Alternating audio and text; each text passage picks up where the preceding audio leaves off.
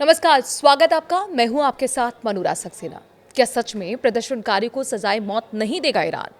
Khamenei शासन की चाल में फंस गए ट्रंप। ईरानी शासन प्रदर्शनकारियों को फांसी के आरोपों से इनकार कर रही है, लेकिन स्थानीय मीडिया का मानना है कि प्रदर्शनकारियों को कानूनी शब्दों में आतंकी या उपद्रवी घोषित किया जाता है।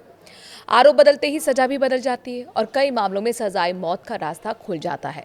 ईरान में जारी सरकारी विरोधी प्रदर्शनों के बीच ईरानी शासन के हालिया बयानों ने अंतर्राष्ट्रीय स्तर पर एक तरह की राहत का माहौल बना दिया है, लेकिन स्थानीय मीडिया और मानवाधिकार संगठनों के आकलन के मुताबिक ये राहत भ्रामक हो सकती है।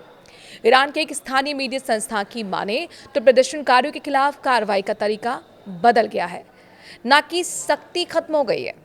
ईरान के विदेश मंत्री अब्बास साफ तौर पर हाल ही में अमेरिकी न्यूज चैनल से कहते हुए नजर आए कि तेहरान की प्रदर्शनकारियों को फांसी देने की कोई योजना नहीं है, बल्कि अमेरिका के राष्ट्रपति डोनाल्ड ट्रंप ने भी दावा किया है कि उन्हें पुख्ता सूत्रों से जानकारी मिली है कि प्रदर्शनकारियों की हत्याएं रोक दी गई हैं। व्हाइट हाउस की प्रेस सचिव कैरोलिन लेविट ने यह भी दोहराया कि ट्रंप की चेतावनी के बाद ईरान ने एक दिन में होने वाली 800 फांसियों को रोक दिया। पहली नजर में अगर देखा जाए तो ईरानी शासन की तरफ से आया बयान बड़ी राहत देने वाली बात लगती है, लेकिन ईरानी पत्रकार पिछले रिकॉर्ड्स को देखकर बताते हैं कि तस्वीर कुछ और बयां करती है। ईरान में प्रदर्शन के लिए मौत की सजा का प्रावधान नहीं है। ईरान में जो प्रदर्शन हुए उनकी वजह से मौत की सजा का प्रावधान नहीं है। मसलन शासन की तरफ से उन प्रदर्शनों को अवैध जरूर कहा जाता है, लेकिन उसके लिए किसी को फांसी नहीं दी जाती, बल्कि जेल की सजा दी जाती है। असल खेल शब्दों का है, प्रदर्शनों में विरोध की परिभाषाओं का है, जहां ईरानी प्रशासन प्रदर्शनकारियों की अलग अलग कैटेगरी में रखते हैं। खामनेई शासन के शब्दों का खेल कैसे है? मसलन प्रदर्शन में शामिल होने के लिए एक प्रदर्शनकारियों को शांतिपूर्ण प्रदर्शनकारी और उपद्रवी की कैटेगरी में रखा जाता है। ईरानी मीडिया की माने तो बाद में इन्हीं लोगों को तोड़ फोड़ करने वालों, देशद्रोही, आतंकी या विदेशी ताकतों के एजेंट्स के रूप में कैटेगराइज किया जाता है। फिर शुरू होता है असली खेल।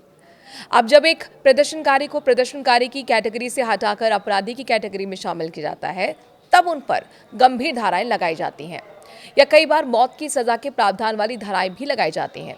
इनमें आतंकवाद या दुश्मन देश से साठगांठ के आरोप शामिल होते हैं और इन मामलों में मौत की सजा का प्रावधान है। स्थानीय मीडिया संस्थान ईरान इंटरनेशनल की रिपोर्ट की माने तो आरोप वही रहते हैं, लेकिन उनका कानूनी नाम बदल दिया जाता है। इसी वजह से सरकार ये कह सकती है कि वो प्रदर्शनकारियों को फांसी नहीं देती, जबकि हकीकत में विरोध से जुड़े लोगों को दूसरे नामों से उसी सजा का सामना करना पड़ता है। संगठन या राजनीतिक दलों को प्रदर्शन की इजाजत नहीं मिलती। ईरान सरकार बार बार कहती है कि वो शांतिपूर्ण विरोध का अधिकार मानती है, लेकिन दशकों से किसी स्वतंत्र संगठन या राजनीतिक दलों को खुले प्रदर्शन की अनुमति नहीं दी गई है। सिर्फ सरकार समर्थित रैलियों को ही इजाजत मिलती है। हालिया प्रदर्शनों में भी देखा गया है कि किस तरह विरोध प्रदर्शनों के बीच शासन समर्थक प्रदर्शनकारी किस तरह सड़कों पर उतर आए।